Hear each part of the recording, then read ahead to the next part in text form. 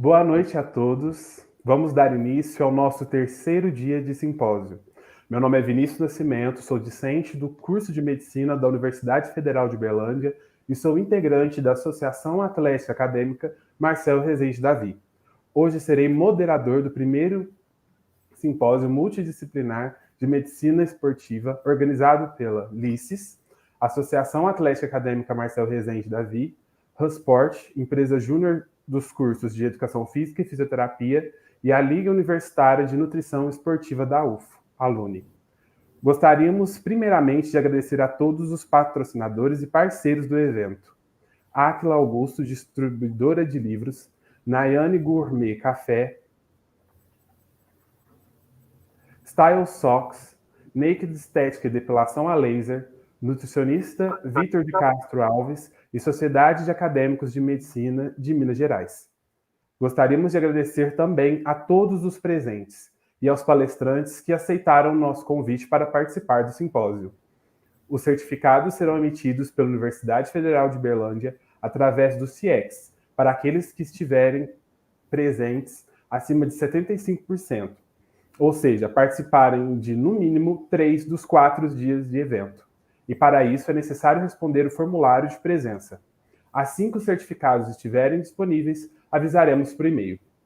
Na descrição da transmissão, encontra-se todo o cronograma do evento e o formulário de presença, que será aberto ao fim das palestras e fechado 30 minutos após o encerramento. Serão realizados sorteios através do nosso Instagram, @cime, 30 minutos após o término, utilizando a lista de presença. Após o final das 2 palestras, abriremos 20 minutos para que os palestrantes possam discutir e responder as perguntas que poderão ser feitas durante as apresentações no chat da transmissão. O primeiro palestrante é o Lucas Ramos Oliveira, aluno do curso de Educação Física da UF. Ele irá ministrar a palestra intitulada Atividade Física e Saúde Mental. Obrigado pela presença e boa palestra. Obrigado. Primeiramente, boa noite, né? Eu queria agradecer ao convite de vocês. Eu acho que é muito importante esse tipo de conjunto de profissões, sempre buscando tentar melhorar a vida da população e da informação. Eu acho que isso é muito importante. Então, eu vou colocar para a gente começar. Só um minutinho.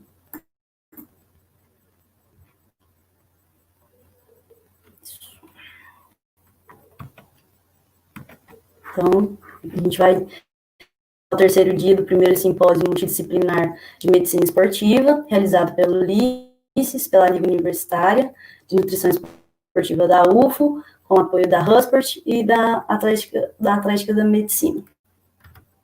Bom, eu vou falar sobre atividade física e saúde mental antes e durante a pandemia. Meu nome é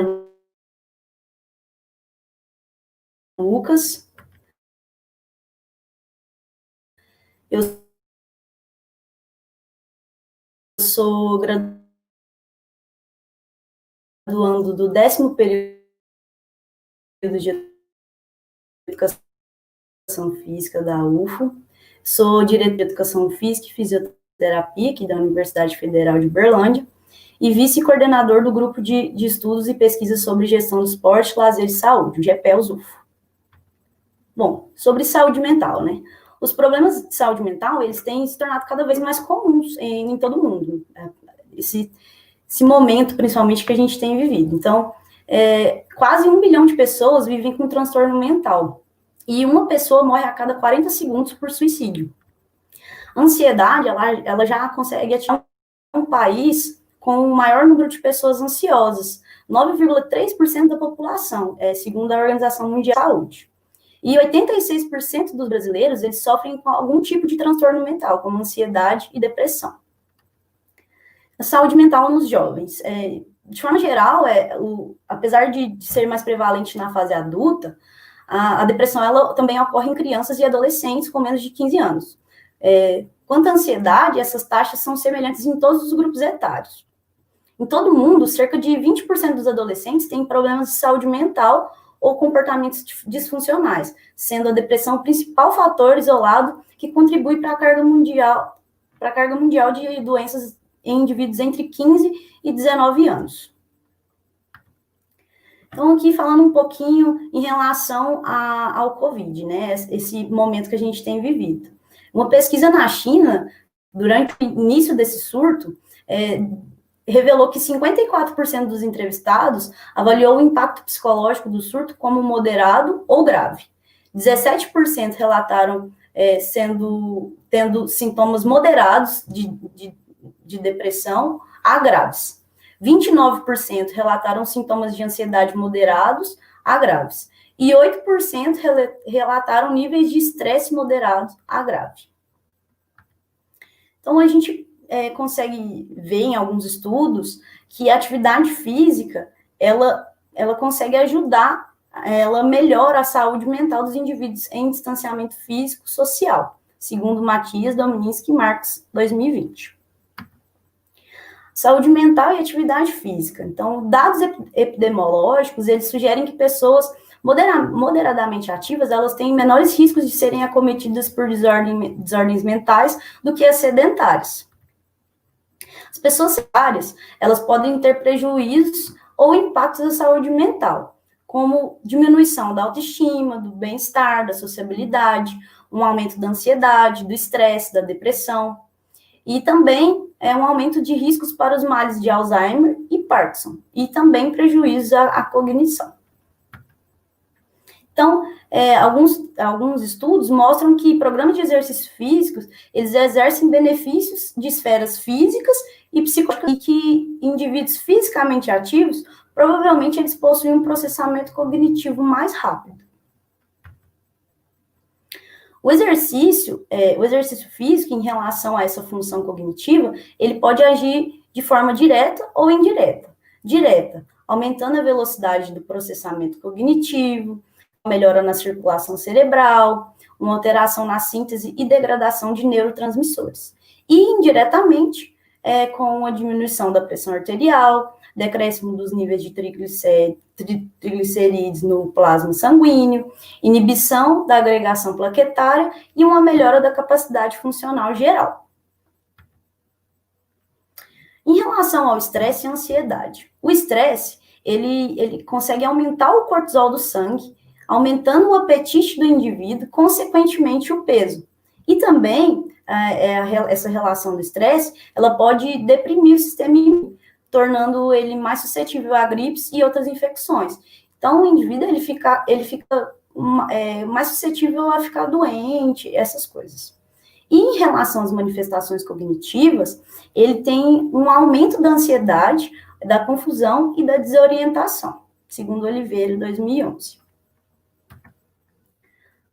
A atividade física, então, ela está relacionada positivamente ao bem-estar físico, emocional e psíquico em todas as idades e em ambos os sexos. Ela reduz as respostas emocionais frente ao estresse, ansiedade e também de abuso de substâncias. Reduz os níveis leves e moderados de depressão e ansiedade. Essa prática regular de atividade física, ela relaciona com a redução de alguns comportamentos neuróticos. Aumenta a criatividade do indivíduo e a memória também, assim como o aumento da capacidade de concentração. Então, a atividade física, ela promove uma otimização da saúde mental, melhorando o humor, o ânimo, para um desenvolvimento de atividade física do dia a dia. Ou seja, qualidade de vida. Só retomando aqui um pouquinho, nós da Huspert fizemos uma pesquisa que se chamou Impactos da Covid-19 na Saúde e Bem-Estar de Estudantes Universitários, e essa pesquisa ela foi feita um questionário com 1.679 alunos, onde foram divididos em blocos. O bloco de caracterização, de atividade física, ambiente e espaço, impactos e apoio, estilo de vida e saúde. Dentro desses blocos, a gente inseriu algumas perguntas em relação a estresse, ansiedade, esses sintomas de saúde mental. Então, em relação ao estresse, os alunos relataram que durante a pandemia, durante esse distanciamento social, cerca de 63,5% dos alunos, eles relataram um aumento do nível de estresse. 25,8% relataram manter esse nível de estresse comparado a antes do distanciamento, e apenas 10,7% dos alunos diminuíram esse nível de estresse.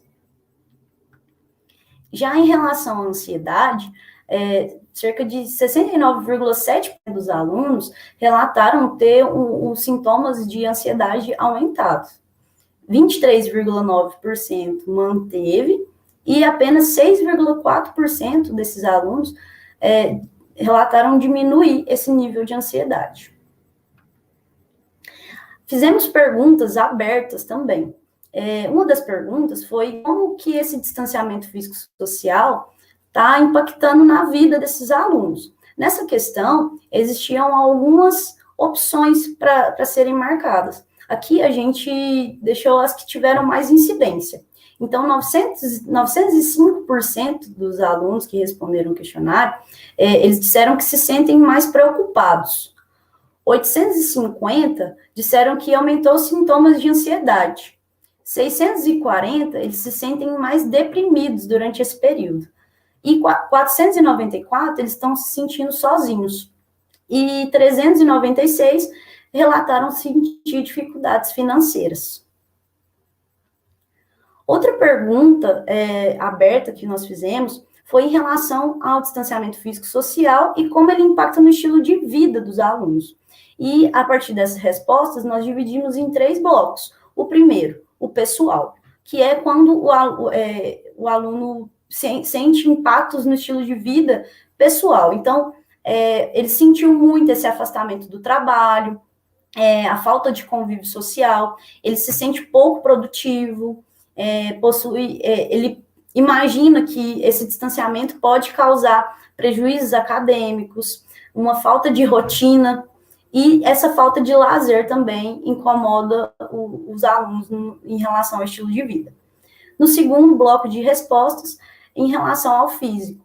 Então, eles se sentem mais sedentários, sentem falta da atividade física e de esportes, relataram que tem poucas horas de sono e também um aumento de peso ou nível de obesidade. Em relação ao psicológico, eles se sentem mais ansiosos, aumento dos sintomas de eles têm esse sentimento de solidão, o estresse aumentado, desmotivação, falta de foco.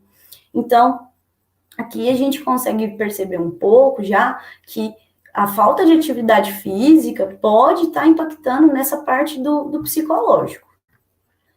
Dentro da Universidade Federal, a gente fez algumas perguntas relacionadas ao apoio que a universidade tem dado para esses alunos.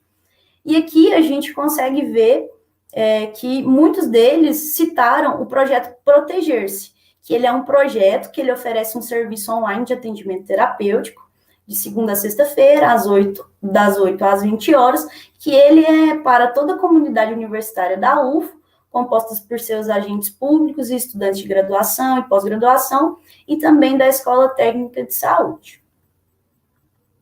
Então, a atividade física, a gente consegue entender que ela, sendo regular, é o melhor suporte para a prevenção de doenças e promoção da saúde.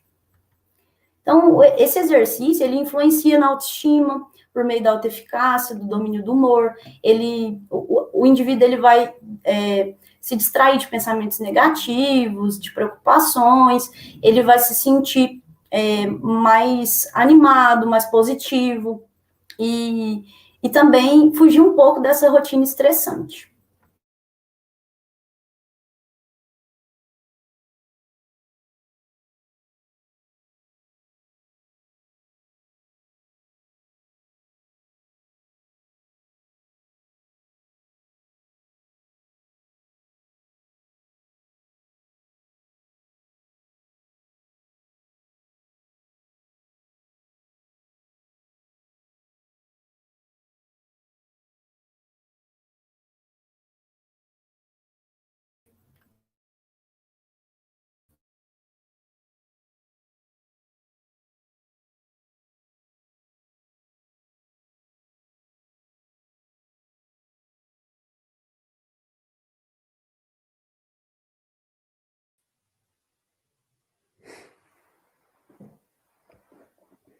Boa noite, pessoal. Acho que tivemos alguns problemas técnicos.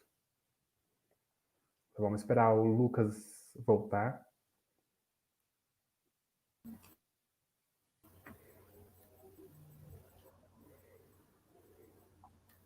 Certo?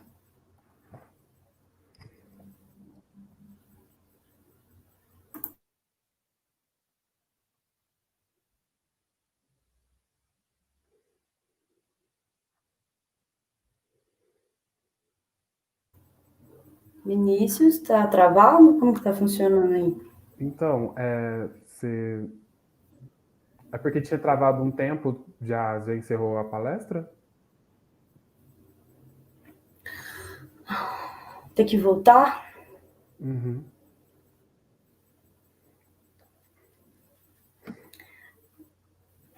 Ninguém tá falando nada aqui pra mim. Deixa eu ver. Parou na metade da palestra? Como foi? Eu acho que travou um pouco depois de que você estava mostrando os resultados da pesquisa. Tipo assim, Aí eu alguns volto lá. slides depois. Tá. Você tá acompanhando no YouTube aí ou não? Não, só aqui no StreamYard mesmo.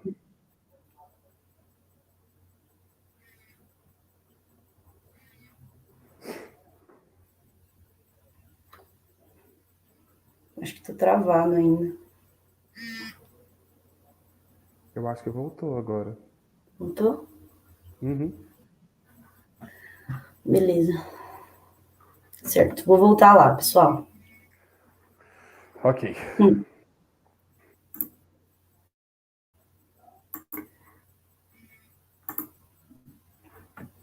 Só um momento.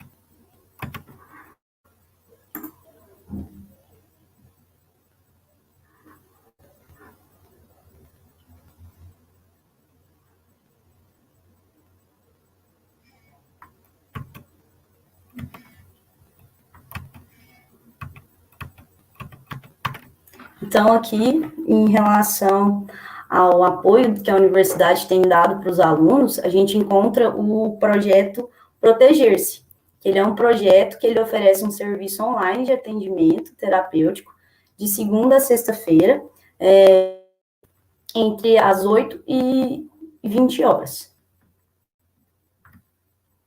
Uma atividade física regular, ele é um melhor suporte para a prevenção de doenças e promoção da saúde. E o exercício, ele influencia na autoestima do indivíduo, por meio da autoeficácia, domínio e humor. Então, distrai o indivíduo de pensamentos negativos, preocupantes, e também melhora na recuperação desses pensamentos positivos, permitindo um longe desse negativo ou do estresse da rotina, do dia a dia.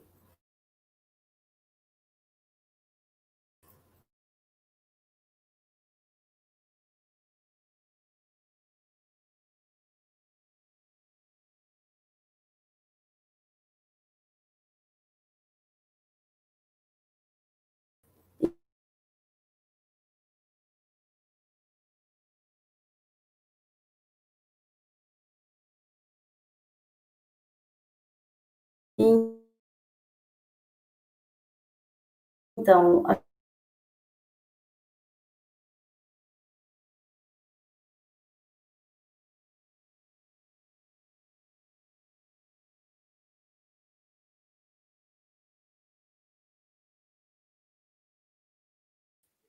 Esperar mais uma vez.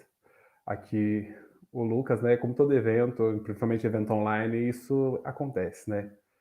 Mas vou só esperar ele voltar aqui e a gente já encerra a parte da apresentação dele. E a gente já entra com a parte do Luiz.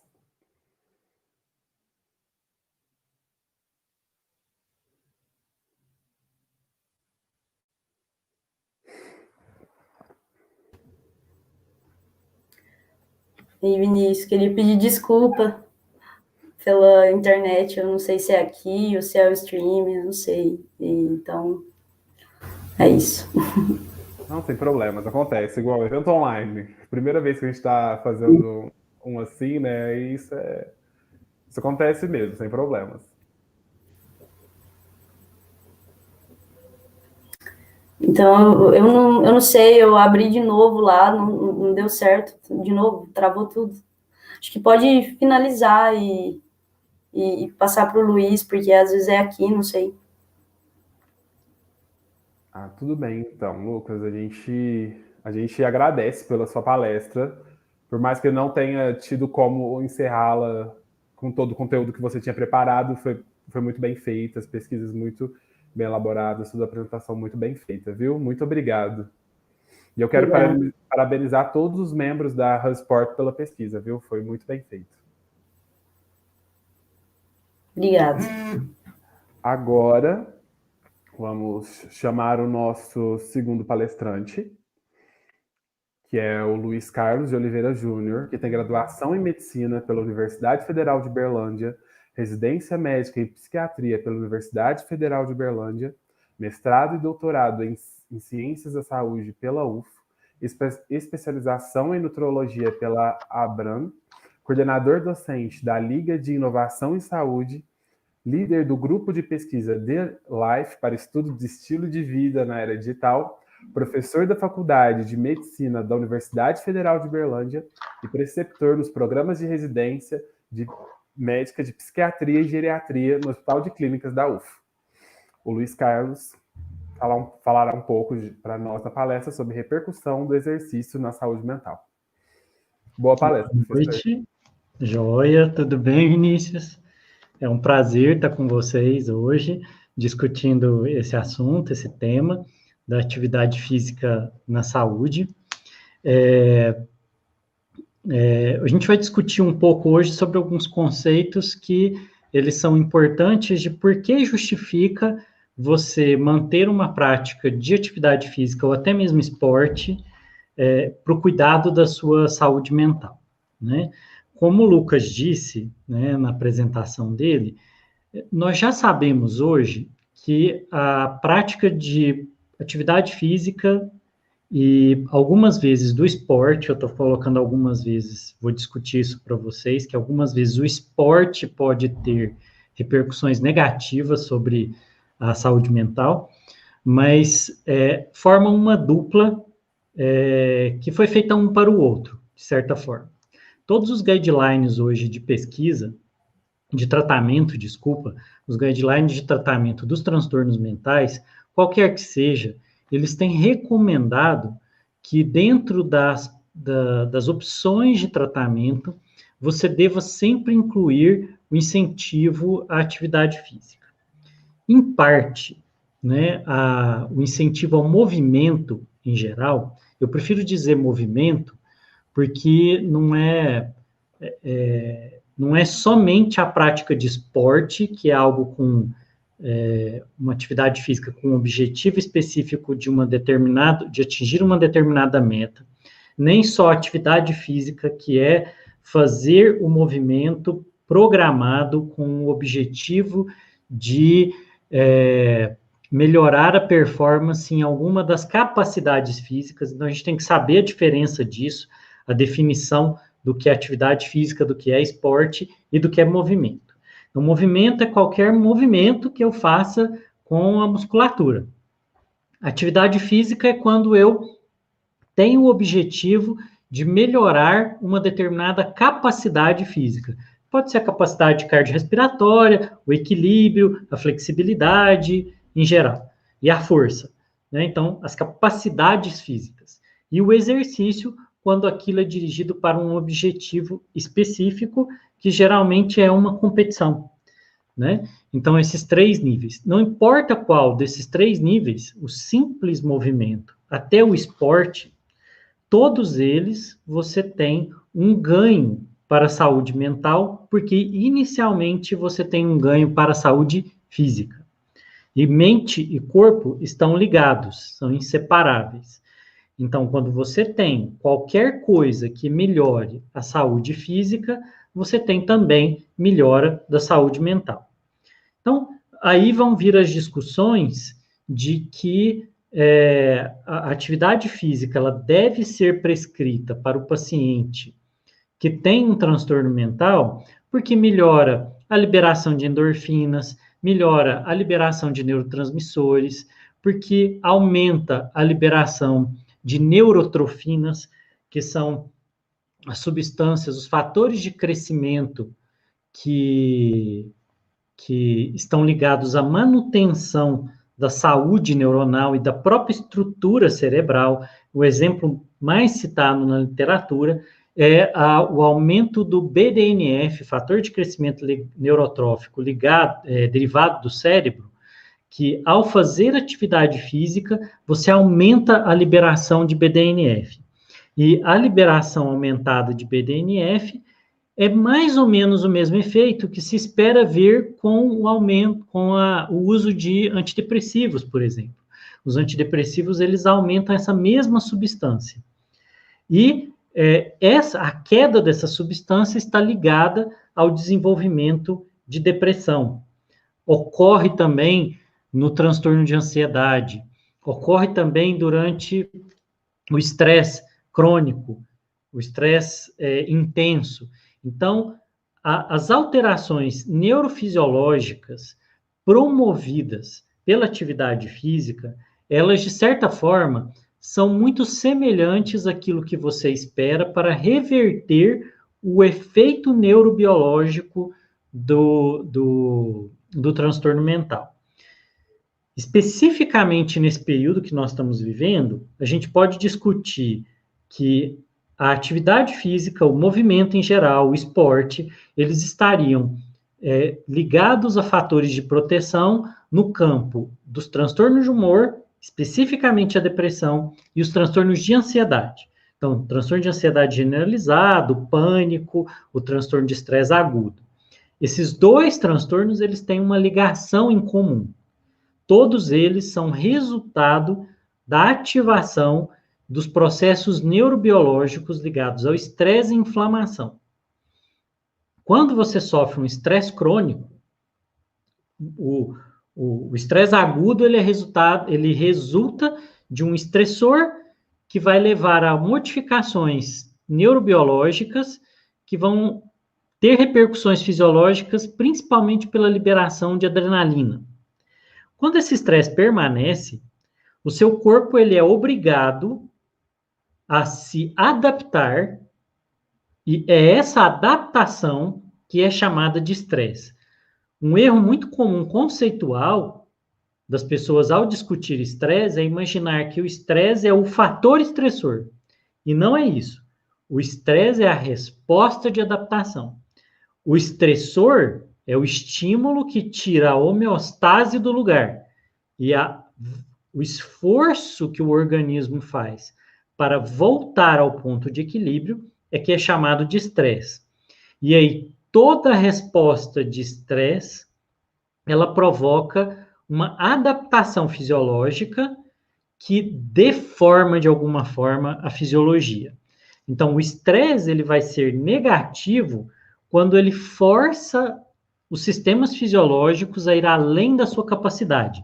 O nome que a gente dá disso é carga alostática, né, que é o preço que você paga por ter sido estressado, por ter sofrido a ação do estresse. Essa resposta de estresse, ela é acompanhada de uma resposta inflamatória, que é uma forma de defender o organismo todo. Então, essa inflamação, ela acontece no corpo, quando é estressado, e acontece na mente, quando você passa por um estresse do tipo psicológico. Então, o estresse, ele anda de braços dados com a inflamação. Tanto a ansiedade quanto a depressão, elas são doenças de fundo inflamatório. Onde que entra a atividade física nisso? A atividade física, ela, por natureza, ela é um fator estressor. Entenda isso. Quando você faz movimento planejado, atividade física, ou você faz exercício com o objetivo de alcançar uma determinada performance, você está estressando o seu corpo. Mas é um estresse que a gente chama que é um estímulo hormético. Por quê? Porque é um estresse que é planejado de tal forma que ele leva a aumento da performance, porque ele ativa os mecanismos de adaptação dentro daquela faixa de limite que o corpo tem para estimular a melhor adaptação possível. Então, quando você vai lá e faz, por exemplo, uma atividade física com o objetivo específico de melhorar a capacidade da força, você pega peso, você faz exercício planejado, algumas repetições, por séries, por determinado tempo, qual que é seu objetivo ali? É você fazer um estímulo que vai induzir o seu corpo a ter resposta de estresse, inflamação, e fazer com que ele recrute a maquinaria celular para recuperar e ter ganho de capacidade. A mesma coisa com equilíbrio, a mesma coisa com a coordenação motora.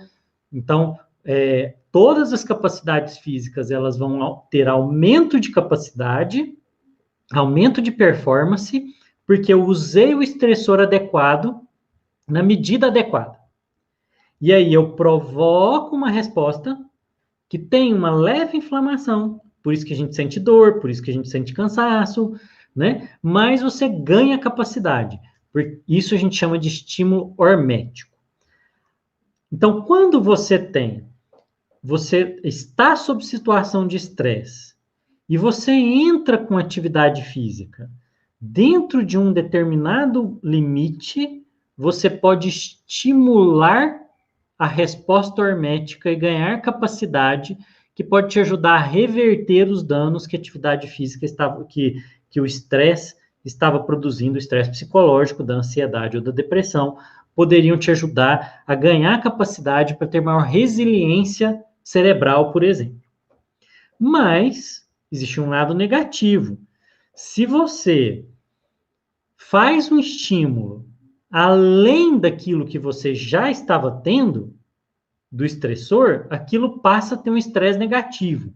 E aí a importância do contexto. Muitas vezes a gente quer estimular as pessoas a fazer uma atividade física quando elas estão deprimidas, quando elas estão ansiosas. A gente tem que saber a medida em que a gente está estimulando isso. Porque você deprimido ou ansioso, entrar numa competição, você vai estressar mais e nós temos evidências de que aí a atividade física passa do ponto e ela passa a ser negativa. Então, ela é positiva e ela é recomendada em todos os guidelines dentro dessa faixa em que a pessoa vai ter o positivo do estressor do movimento. E não ela vai ter um estresse além disso. Eu estou falando isso do estresse neurobiológico, do fisiológico, da inflamação produzida. Mas existem outras questões ligadas que estão mais dentro do campo da saúde mental e do pensamento e da psicologia em si, da parte mental mesmo, psicológica, que não tem a ver só com essa parte fisiológica. O Lucas, ele chegou a comentar isso, né, quando ele disse sobre a autoeficácia, sobre a autoestima.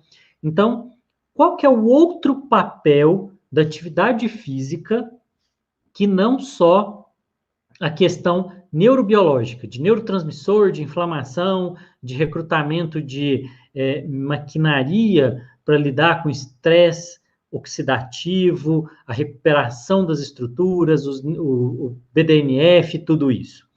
Existe o outro lado, que é a prática de movimento, de atividade física programada, deliberada, com a intenção de aumentar uma capacidade física, ou com a intenção de alívio de estresse, que é a dimensão do autocuidado. As pessoas, quando elas estão estressadas ou estão deprimidas, elas estão num modo psicológico que não é o modo de autocuidado, é o modo de sobrevivência. Quando você está sob estresse, a sua prioridade máxima é não morrer. Entenda isso. O que você quer quando você está ansioso é resolver aquele problema que te ameaça. Você quer especificamente se livrar daquilo. Nessa situação específica que nós estamos vivendo, o nosso cérebro entrará num modo de estresse com o objetivo específico de não morrer dessa doença que causa a pandemia. Sobreviver a essa bagunça. Eu quero sair vivo disso. Quero sair com o menor dano possível. Eu gostaria que a minha vida mudasse o menos possível durante a pandemia. E aí nasce o estresse. Por quê? Eu tenho pouca percepção de controle. Qual o controle que nós temos durante a pandemia sobre o rumo dos acontecimentos? Só sobre nós mesmos. Só sobre os cuidados que nós temos. Então, quando eu estou nesse modo de ansiedade, de depressão, eu quero sobreviver. Eu estou buscando formas de ter o maior controle possível sobre a minha vida, para que eu corra menos risco, eu gaste menos energia e eu sobreviva. Então, existe uma teoria hoje de que, inclusive, a depressão, ela, na verdade, ela é uma disfunção de um mecanismo instintivo que nos protegeria do perigo. De tanto ficar estressado, de tanto ficar ansioso, eu me escondo, eu entristeço com o objetivo de me colocar em menos risco.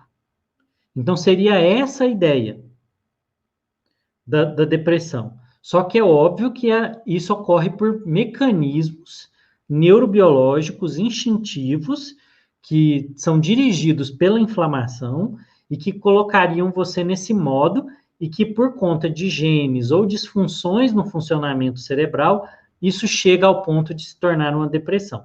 Adoece. Mas a lógica é que você estaria tentando sobreviver a maior custo. Veja, entenda que uma pessoa, quando ela está nesse modo de sobrevivência, ela não consegue recrutar energia para fazer o autocuidado. Outro que não o tentar correr e resolver aquela ameaça. Você não consegue se dedicar a ir 1 hora por dia na academia, 3 vezes na semana, ou 4, ou quantas vezes você imaginar que for, se você estiver na cabeça com um problema que você tenta resolver porque ele ameaça a sua vida. Então, quando a pessoa consegue, aos poucos, recrutar um pouco de atenção e um pouco de energia para ter o autocuidado, ela está começando a mudar a chavinha de correr para sobreviver para cuidar de si mesma, ir atrás de um valor caro.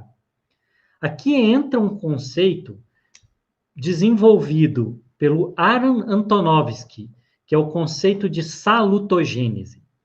O Aaron Antonovsky, ele criou o conceito, a teoria da salutogênese, para explicar como as pessoas podem cuidar da saúde não apenas porque elas querem correr da doença, quando elas têm a intenção de construir saúde e não apenas correr daquilo que elas têm medo de adoecer.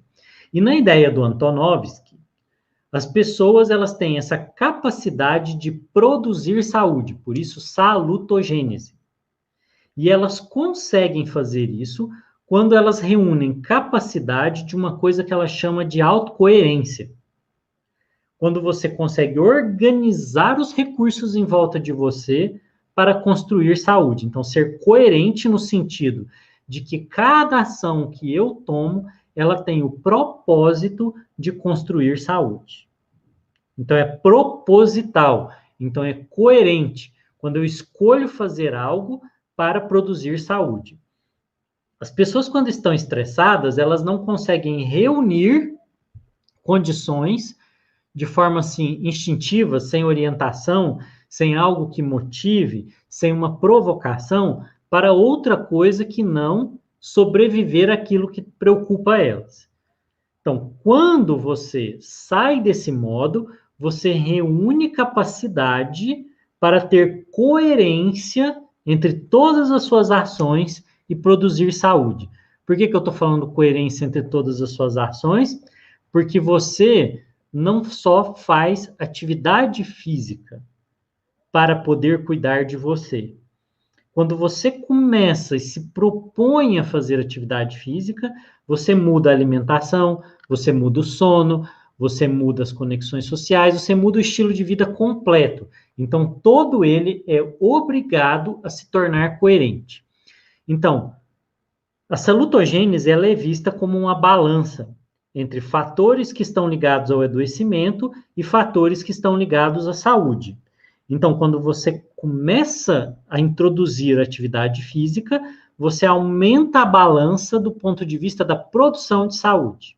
Então, esse é um dos fatores. O outro fator é que você força a coerência. Forçar a coerência, porque quando você começa a mudar o estilo de vida numa ponta, você provoca repercussão em toda ela, é uma reação em cadeia.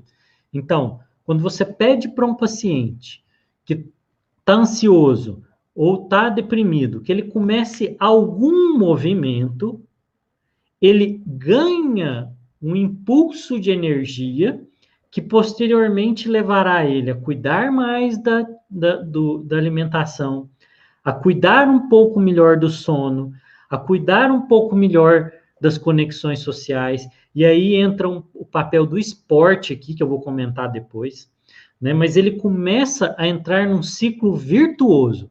Então, a gente estimula o paciente a fazer atividade física, e toda a teoria disso não é só pela questão neurobiológica, nem só pelo ganho de capacidade física, que quando ele começar a fazer atividade física, ele vai melhorar a cognição, ele vai melhorar o humor, vai melhorar a neurotransmissão, vai melhorar a circulação cerebral, vai melhorar a inflamação que acontece, não só por isso, mas porque ele começa a entrar numa reação em cadeia de autocuidado e de reavaliação de todo o seu estilo de vida.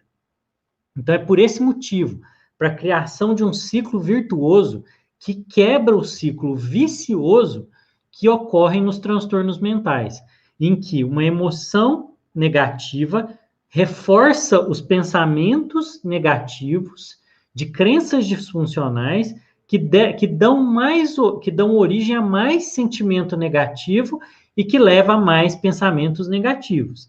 Então, a terapia cognitivo-comportamental mostra isso muito claramente, que uma emoção reforça um pensamento que gera uma emoção, que reforça o pensamento, que gera outra emoção, e isso cria um ciclo vicioso que leva a prolongamento da ansiedade e da depressão. Quando eu introduzo um modelo de autocuidado, eu quebro isso.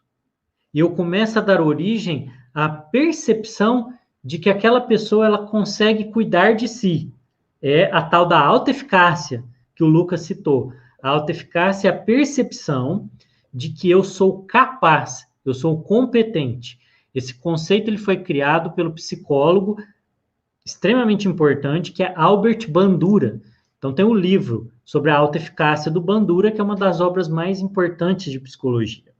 Bandura é considerado, talvez depois de Carl Rogers e Albert Ellis, dois grandes autores em psicologia, um dos autores mais importantes. E parte disso por conta do trabalho da autoeficácia, que explica por que a pessoa é capaz ou não, por exemplo, de fazer atividade física, porque ela se sente capaz daquilo. Quando ela começa a se sentir capaz de praticar atividade física, ela começa a perceber que ela é capaz de outras coisas. E aí a crença de incapacidade da depressão, ela começa a diminuir. Então, daí vem a importância disso. Quando eu melhoro a capacidade física, eu melhoro a capacidade psicológica, o senso de capacidade, de autoeficácia. Existem outros efeitos que são importantes, além dessa da quebra das crenças. E aí é o ponto em que entra especificamente não a atividade física, mas o esporte, em si. Às vezes até o esporte competitivo, mas não o competitivo profissional, que nós temos algumas evidências de que o esporte de competição profissional, de alto desempenho, ele pode levar a aumento de mortalidade e não redução da mortalidade. Quando você acompanha o efeito da atividade física sobre o aumento de sobrevida, você vê que você tem um aumento de ganho quando você vê atividade física vigorosa até 150 minutos por semana. Você vai tendo ganho nos estudos de ganho de sobrevida. Quando passa de 150 minutos por semana vigoroso, você começa a ter uma redução desse ganho e até que a algum ponto o estímulo produzido pela atividade física ele é tão estressante que você tem redução da sobrevida. Então, tem alguns trabalhos que mostram, por exemplo, que a atividade física profissional, ela ela aumenta a mortalidade, ela não dá aumento de sobrevida. Então, existe uma diferença entre aquilo que é atividade física por lazer ou por cuidado do corpo e aquilo que é profissional, né? Aquilo que é feito com um objetivo muito específico de performance, desempenho e trabalho. Então, quando eu tenho o esporte organizado de forma não competitiva para performance, mas competitiva para lazer, eu entro com um outro elemento, que é o elemento da conexão social, em que eu tenho uma interação, e aí vem o papel das conexões sociais para a manutenção da saúde. Nós, como seres conectados a outros seres humanos, nós dependemos desse input social que diz muito sobre como nós estamos. O comportamento ele é extremamente contagioso. E esse contágio ele pode acontecer dentro da comunidade que eu construo ligada a esse esporte. Um dos exemplos mais atuais disso é o que ocorre, por exemplo, no CrossFit. O CrossFit ele não é um esporte cujo a maior importância que se deve dar para ele é o treinamento de capacidades. É óbvio que ele foi construído de forma a pegar todas as capacidades físicas e para isso ele faz o entrecruzamento de várias modalidades físicas, mas porque ele constrói uma comunidade. Esse talvez seja o fator mais interessante ali dentro. Mas é interessante para todos os esportes em que você crie uma comunidade. Pode ser a comunidade do futebol, a comunidade do voleibol, a comunidade do cricket, do golfe, desde que você crie uma cultura comum em que as pessoas se suportam ali, elas dão suporte umas às outras, elas reforçam a autonomia e a autoeficácia de cada um, né, que participa daquilo. Então, não importa o tipo de esporte, o tipo de atividade física, desde que exista a criação de uma comunidade de prática, uma tribo. Então, isso é muito evidente, né? Eu estou citando o CrossFit porque isso é muito evidente, porque ele foi construído para isso, né? As comunidades de prática de outras atividades físicas, de outros esportes, elas surgem às vezes de forma espontânea. Mas no CrossFit ele foi construído com aquele objetivo, né? Tanto que existe um calendário de atividades que são feitas, que todos os boxes credenciados devem fazer. Então, assim, eu estou dando um exemplo de como isso pode ser construído como elemento para criar esse fator a mais do esporte como reforçador da comunidade de prática, que faz com que a pessoa, quando entra lá, ela encontra um sentido, ela encontra um significado, ela encontra uma comunidade, um grupo que dá apoio a ela. Então, quando ela não está bem, esse grupo é capaz de perceber que ela não está bem. Está estressada, está ansiosa, está deprimida, e esse grupo oferece um suporte. Isso é extremamente importante, tanto para o cuidado da saúde do transtorno mental, quanto para a prevenção. Para prevenir o transtorno mental, eu preciso criar um campo de força de salutogênese. Então, eu vou pesando naqueles fatores que são construtores de saúde. E entre eles vem estar fazendo parte de uma comunidade que me dá suporte, uma comunidade que me dá resposta, que me dá feedback, que me dá reforço.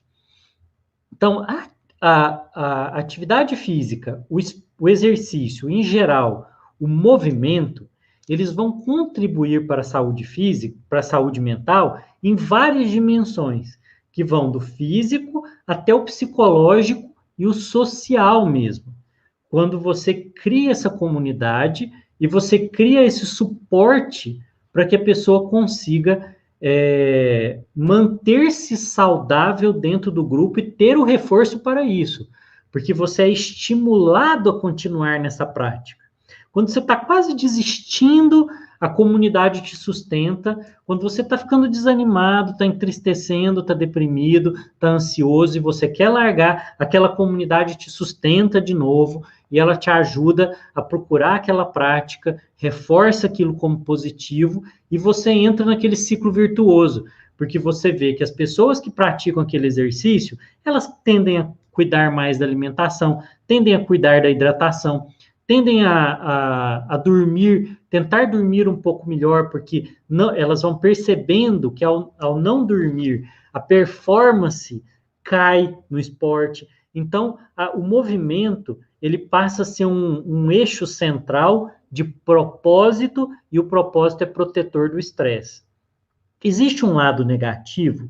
Existe um lado negativo que é importante a gente dizer, que não é só o negativo no sentido do estressor, mas o negativo também no sentido psicológico, quando o movimento, o estresse está a serviço não do autocuidado, ele está a serviço da própria doença psicológica da pessoa.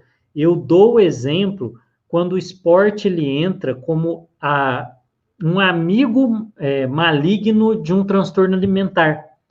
Quando existe um transtorno alimentar em curso, né, em que a pessoa tem já problemas ligados à autoimagem, à autoestima, e ela, ao invés de resolver aquele problema na raiz, ela tenta resolver aquilo através da manipulação do seu corpo. Né? Então, é muito comum isso na anorexia, na bulimia, na vigorexia, que tem aumentado cada vez mais, em que eu tento modificar a mente através do meu corpo.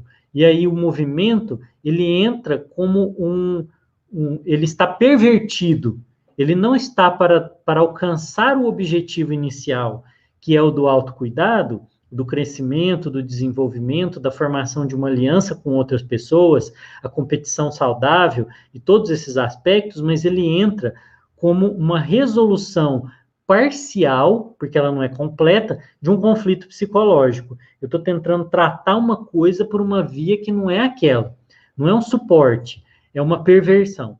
Então, nesse ponto de vista, o esporte, ou o movimento, ou atividade física, eles vão entrar com um aspecto muito mais estressor, eles entram mais para alimentar o conflito, a angústia interna, do que para poder resolver o problema.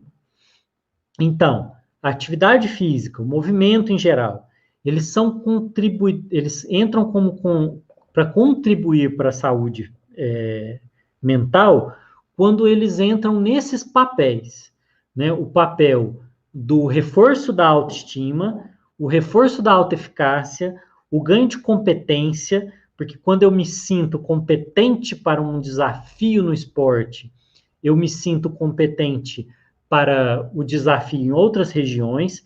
Entenda isso, aquilo que a capacidade que você ganha em qualquer dimensão da sua vida, dá aumento de capacidade nas outras. Se eu me sinto capaz de vencer uma competição, uma prova no esporte, realizar uma determinada tarefa difícil, na minha prática de atividade física, se eu entendo, por exemplo, que o resultado na musculação virá com o tempo, com o aumento de carga, com fazer o exercício da forma correta, com a ergonomia correta, eu ganho a mentalidade de que qualquer outra coisa na minha vida provavelmente vai seguir a mesma lógica, de que demora para ter o resultado, de que eu preciso ter um determinado esforço, de que eu preciso aumentar e graduar esse esforço, de que eu preciso tentar ter a prática deliberada, de entender se as atividades que eu estou fazendo nas outras dimensões da minha vida, eu estou fazendo do jeito correto, então eu tiro lições da minha prática de atividade física para outras dimensões da minha vida. Então, isso vai contribuir nessas dimensões e vai ser prejudicial quando ele se torna um estressor. Então, gente, a lição, o que eu acho importante de vocês levarem para casa, né, de vocês guardarem nisso, tanto para vocês mesmos quanto para a intervenção junto aos pacientes, é qual a razão que a atividade física deve ser prescrita. Né? Não é simplesmente porque eu vou perder peso, é porque eu ganho muito mais do que a perda de peso com aquilo. Não é só porque eu vou ganhar força, eu ganho muito mais. E por que que isso importa?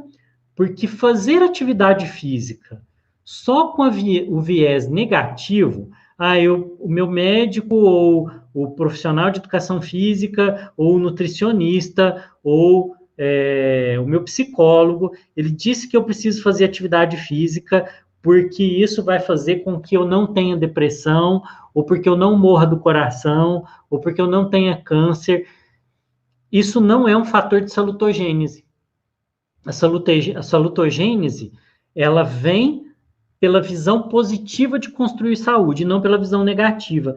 Ninguém vai fazer atividade física sustentada só porque está com medo de morrer. Você vai fazer atividade física se você gostar. Se você vê que tem motivos.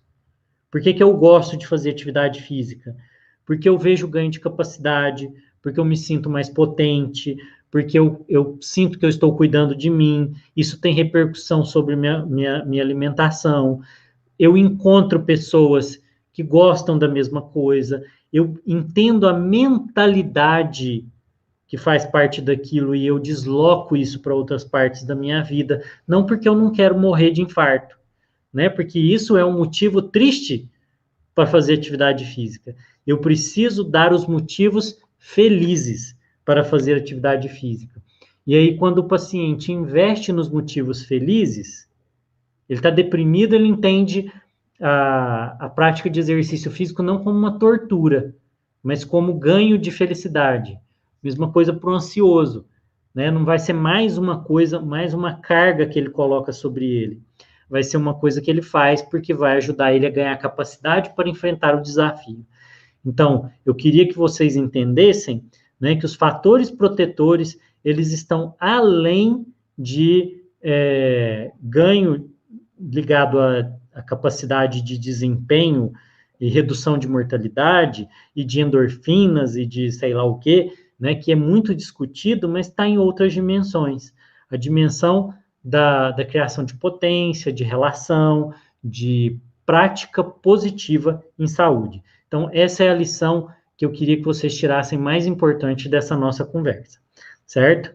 Então, com isso, eu encerro aqui a minha contribuição e a gente fica aberto para discutir com vocês o que vocês acharem interessante aí. Agradecer imensamente por essa palestra, foi muito, muito, muito bem feita. Acho muito importante todos os fatores, todas as ligações com o esporte e a saúde mental que você elucidou, né? Muito, muito bem feita. Adorei. Foi muito, muito boa mesmo. Obrigado. Agora... Obrigado pelo convite também, para participar. Oi, professor, o que você disse? Obrigado pelo convite para participar também do simpósio. Não, uma honra para a gente ter o senhor aqui, foi muito bom mesmo. Eu que acho uma honra. Pessoal, lembrando agora que a partir desse momento, nosso formulário de presença ele vai estar na descrição da transmissão e será aberto e permanecerá aberto até 30 minutos após o encerramento da transmissão. Agora, com o Lucas e com o Carlos aqui, vamos dar início à resposta das perguntas que foram feitas no chat, né? Aqui do Thiago. Primeiramente, parabéns pelo estudo, Lucas. Você acredita que resultados semelhantes poderiam ser observados em outras populações? Então, a partir da literatura, a gente consegue ver que sim, esses resultados poderiam ser encontrados em outras populações, principalmente em idosos. Existe aquele sentimento do idoso de solidão, né? E muitas vezes ele procura a atividade física como uma forma de se viver em sociedade novamente. Como a Tássia até comentou aí no YouTube, que é muito comum ver isso em grupos de atividade física de idosos. Eles se sentem mais ativos, mais felizes quando estão em grupo fazendo atividade física. Muito bom. Vamos para a próxima pergunta. Só um minutinho.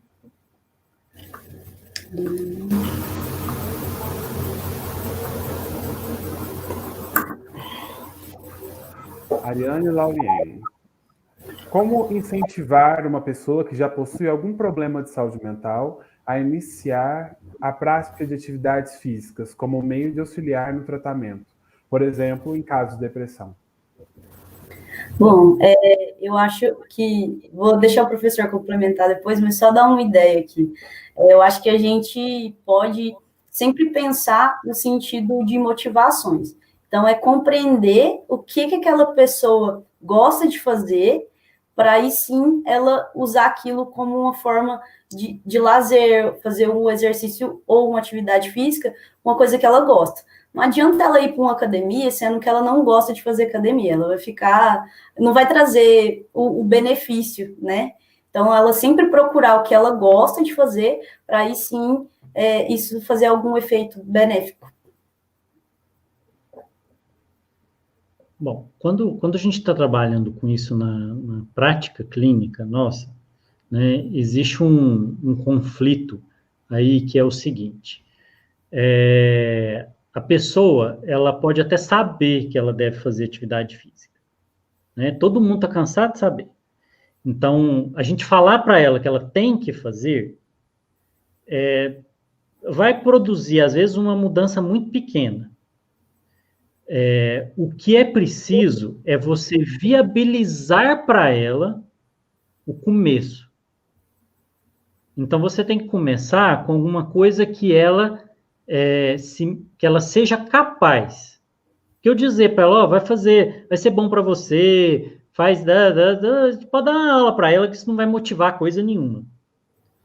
Você precisa dar algo que ela seja capaz de começar e ela mesmo perceba que aquilo não vai causar um estresse a mais ou vai ser tão cansativo e aumentar a sensação dela de incapacidade. Porque você pega uma pessoa com depressão e soca ela dentro de uma academia, ela já vai ter um viés negativo de que ela não dá conta de tanta coisa na vida, ela vai dar conta de levantar peso, né? Aquele espaço entre eu começar a atividade física e eu ganhar a capacidade para eu perceber que eu dou conta, né? Esse espaço de latência vai gastar uns 3 meses para isso. Até lá, ela vai ter perdido a motivação, porque ela vai olhar e falar, tá vendo, eu sou incompetente. Então, o cuidado aqui é sempre você viabilizar um começo, que pode ser, você consegue dar uma volta no quarteirão por dia? Você consegue fazer isso? Vamos combinar, talvez, que você faça isso e semana que vem a gente tenta 2 voltas no quarteirão? E aí, quando ela perceber que ela dá conta e aquilo se tornar um hábito, né? Porque o mais difícil, gente, não é começar nada, é manter. Toda vez que você começa uma coisa nova, você gasta energia demais para poder começar aquilo. Se você tornar aquilo um hábito, ele virou automático. Então, todo dia você já vai se preparar para poder dar uma volta no quarteirão. E aí, qualquer movimento já é movimento, né? aí ela pode passar para um outro passo, que é ela descobrir qual outra coisa ela seria capaz de fazer naquela hora. Então, muito de conseguir incentivar a pessoa não é ficar contando história para ela, é você ajudar ela a viabilizar o início e o prosseguimento depois.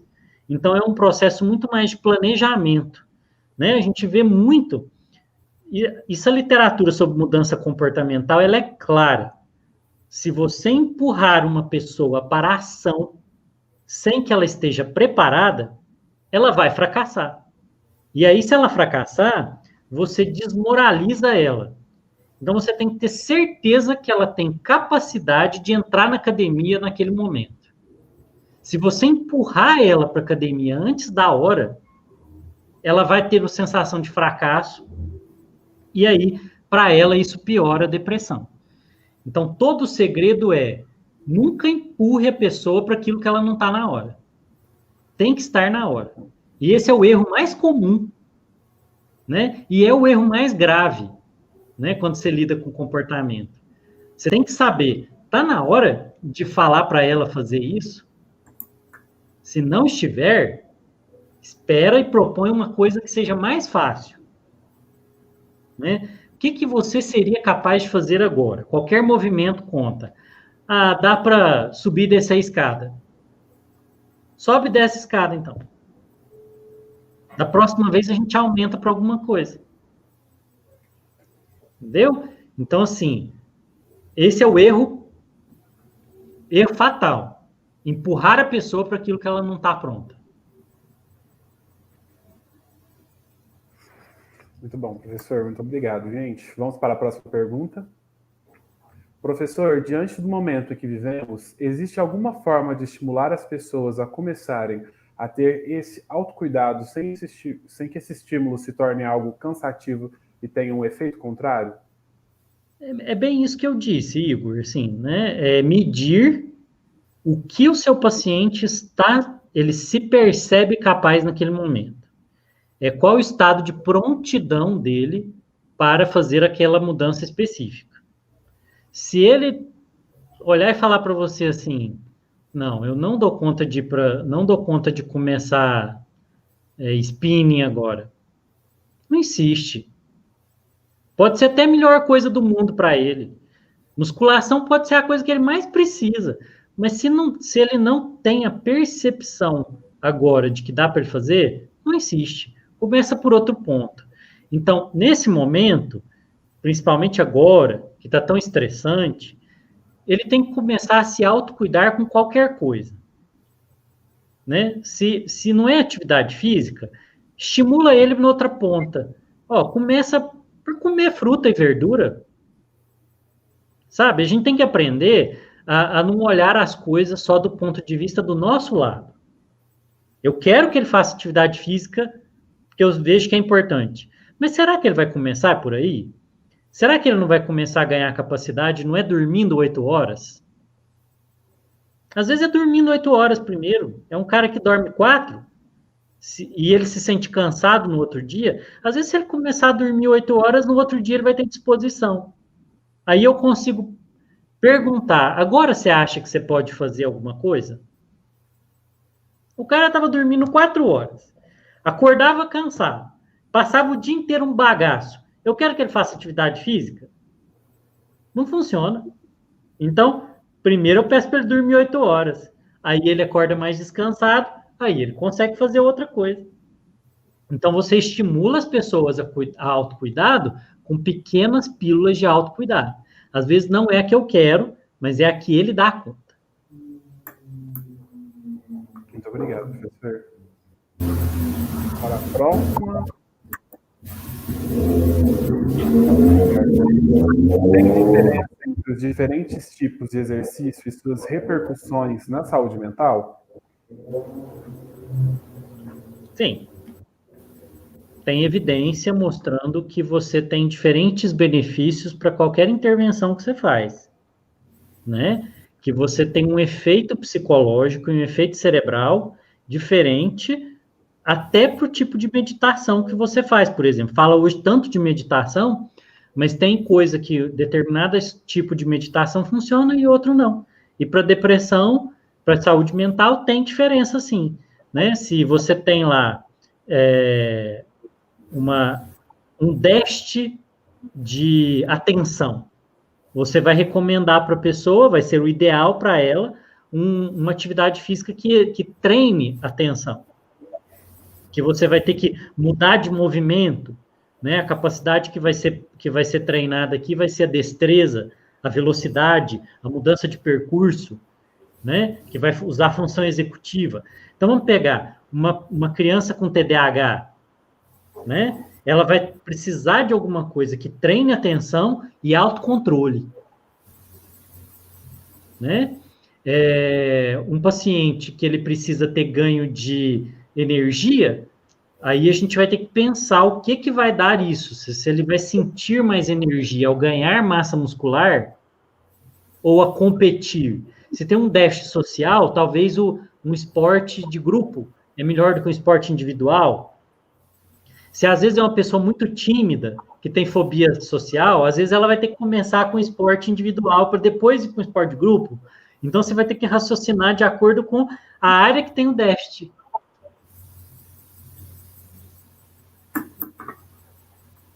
Obrigado, professor. Vamos para a próxima pergunta. Do Igor Campos. Diante dessa importância do esporte para a saúde mental, como você vê o papel das atléticas nas universidades? Essa é uma boa para o Lucas. Então, eu vejo de forma muito...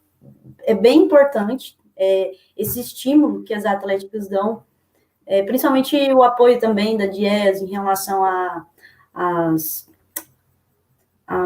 ao esporte, né? Ao lazer e ao esporte. Então, assim, a atlética, ela incentiva os alunos a praticar esporte. E junto disso, entra o lazer também, que tem as Olimpíadas universitárias, e tem toda a sociabilidade entre os cursos e tudo mais. E eu acho que é muito importante ter as atléticas dentro da universidade e também esse apoio da DIESO em relação ao esporte e o lazer. Muito bom, obrigado, Lucas. Mais alguma pergunta? Igor Campos. Você acredita que há uma devida valorização do papel dessas instituições, as atléticas, como promotoras de saúde na universidade? Então, isso aí é um assuntinho meio complicado, porque existe, entre muitas pessoas, um certo preconceito, né? Tem muita gente que vê de fora, por exemplo, as Olimpíadas, só como bagunça, mas tem gente que leva aquilo muito a sério, que treina o semestre inteiro para estar ali, e que gosta de esporte, gosta de atividade física. Então, às vezes eu acho que tem um olhar muito preconceituoso em relação às atléticas e ao esporte dentro da universidade. Claro que eu não vou negar, tem um pouco de bagunça, mas não é só isso. Tem um monte de coisa por trás, sabe? Então, quem olha com esse olhar preconceituoso, não vê que o pessoal tá lá treinando todo dia de noite, não vê que o pessoal tá na hora do almoço treinando. Então, assim, eu acho que tem um pouco desse preconceito, mas cabe à universidade e aos alunos mudar esse olhar. Eu tenho uma opinião que é assim, quando você não entende o papel do que a atlética faz, você não está tendo a visão completa do que o período de desenvolvimento que vocês estão passando tem. Faz parte desse momento da vida fazer bagunça. Porque a bagunça, ela é um ritual. Ela faz parte da nossa espécie. Se você pegar os outros primatas, eles têm momentos de bagunça, que eles fazem fusarca. Então, todo animal faz isso. Isso faz parte nosso. Isso é típico dos primatas, é típico dos mamíferos, né? Então, isso faz parte da nossa experiência como seres humanos. Então, o esporte, a competição, a brincadeira, ela é um treinamento para a vida adulta.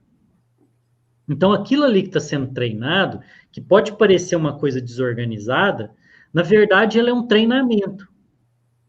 Então, tem que ser visto como um dos pilares da educação.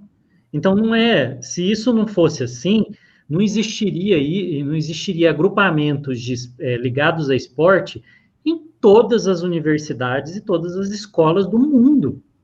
Não tem lugar no mundo que eu conheça que não tenha alguma coisa como uma atlética. E é melhor que seja ligado a um esporte do que isso vá como liberação de um instinto que é natural para uma coisa que seja muito mais violenta. O Carl Gustav Jung, que é um dos pais da psicologia, ele estudava muito essa questão do inconsciente coletivo. O Jung fala que toda vez que você extrai algo que é simbólico do ser humano, aquilo descamba em violência. Então, se está tendo violência demais em algum lugar, é porque não está tendo vazão para aquilo onde aquilo devia ser simbólico. Então, quando a gente faz esporte, a gente não faz guerra, porque a gente compete e gasta o nosso instinto natural de competir, de conquistar território, de ganhar pontos, de outra forma. Quando a gente faz bagunça ali, a gente não faz bagunça em outro lugar. Então, assim, tem que ser vista a dimensão própria psicológica e instintiva que aquilo tem. Então, eu vejo os agrupamentos como Atlética, DA, Liga, tudo isso como parte de um lugar onde você vai vivenciar outras dimensões da educação que estão extra-classe. Por isso que eles são extracurriculares. Porque a escola não é só aquilo ali. A escola é a convivência, a escola é o lugar onde você... quando você está na Atlética, lá, organizando um evento esportivo, você está treinando suas capacidades de liderança, de realização de projeto, de organização. Eu conheço gente que teve um extremo sucesso dentro de multinacional, porque teve primeiro esse sucesso dentro da organização de um evento na Atlética. Tanto que hoje as universidades americanas, elas valorizam o quê? O que você faz de extracurricular. Porque você está além do que você faz com a bunda sentada na carteira. Você é uma pessoa diferente. Então, por isso é que eles perguntam, mas você só estudou mesmo? Você não fez outra coisa? Porque mostra que você não é um sujeito bitolado de mente estreita. Então, a gente tem que valorizar essa dimensão, inclusive da bagunça, como uma dimensão que você pode tirar algo educacional daquilo. Eu acho que ele é mal aproveitado do ponto de vista didático. Muito bom, gente. Gostei bastante da resposta de vocês. Foi muito boa. Temos mais uma pergunta? Só mais uma, peraí, deixa eu achar.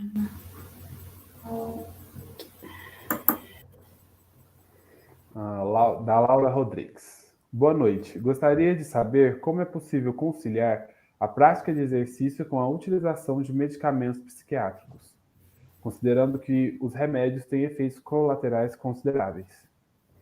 Sim, aí os efeitos colaterais mais importantes dos medicamentos psiquiátricos, aqueles que fazem mais diferença, na verdade, eles estão ligados a você ter que fazer mais atividade física, que é o ganho de peso. Né? Esse, assim, é o principal, porque enjoo, né? Isso é muito comum, mas não é impeditivo, não é tão sério, passa com o tempo, né? A sonolência depende do ajuste da medicação, às vezes precisa diminuir um pouco a medicação, tem outros fatores envolvidos, mas o ganho de peso, que é o que mais preocupa, quando é algum medicamento que aumenta o apetite, aí precisa da atividade física justamente para poder trabalhar contra. Muito bom. Obrigado, professor. Tem mais uma, só um minuto. Beleza. Aqui, da Natália Borges Agostinho. As evidências mostram que há relação entre autoeficácia e prognóstico e tratamento de pacientes crônicos, não atletas. Qual a importância de avaliar esta variável em atletas? Olha, a mesma que tem de avaliar a autoeficácia em qualquer dimensão da prática humana. Porque o que tem de gigantesco no conceito que o Bandura desenvolveu, que se você ler, ele tem um livro que chama Autoeficácia, não lembro o restante do subtítulo, mas o principal é autoeficácia mesmo, né? É que até hoje não teve lugar nenhum em que você estudasse autoeficácia que ela não estivesse relacionada com melhora de desempenho para qualquer coisa. Então, assim, estudar autoeficácia em qualquer campo da vida, inclusive para o atleta, é a mesma coisa que você estudar o consumo de oxigênio. Né? Você precisa de oxigênio, você precisa de autoeficácia. Quanto maior a percepção de autoeficácia, maior a percepção que eu dou conta de ganhar aquela competição. Entendeu? Se eu tenho um senso de autoeficácia maior, você me joga no campo, meu filho, eu vou morder a grama para ganhar. E ainda vou achar que tá gostoso, mesmo que tenha sem sal. Dá o azeite aí que eu quero comer essa grama. Mas isso tudo vem da autoeficácia.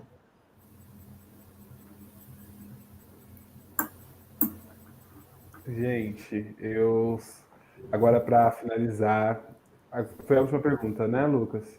Sim. Para finalizarmos, eu gostaria de agradecer imensamente a vocês dois pelas palestras, pelas falas, pela forma como ambos apresentaram esse assunto que é tão importante nessa associação entre a saúde mental e exercício físico. Então, nós da organização do evento agradecemos demais por vocês terem dado essas palestras ótimas e por terem aceitado o convite para apresentar, viu? Muito obrigado. Obrigado. Eu que agradeço. E também muito obrigado a todos que participaram do terceiro dia do simpósio multidisciplinar de medicina esportiva. Só mais um recadinho. Lembrando que daqui 30 minutos acontecerá o sorteio no nosso Instagram, lá no @cime, e que na quinta-feira, no dia 10, às 19 horas, teremos nosso quarto dia de evento. Aguardamos vocês. Muito obrigado.